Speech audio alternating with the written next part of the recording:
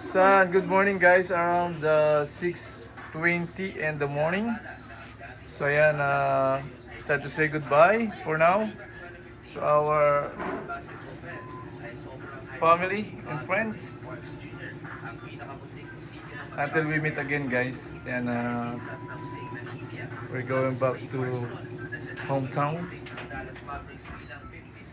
So ayan, nag-prepare na si Dayan. I would like to say thanks so much for a wonderful experience with you guys. Appreciate to my sister and my brother-in-law, Manong Kuya Manoy. Thank you so much for adopting us here. Thank you so much, and I really appreciate it, guys, what you did.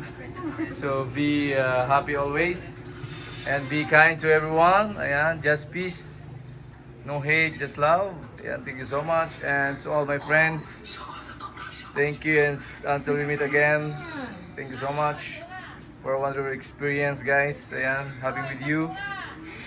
And we'll go back to hometown. Yan, keep safe everyone, and God bless you.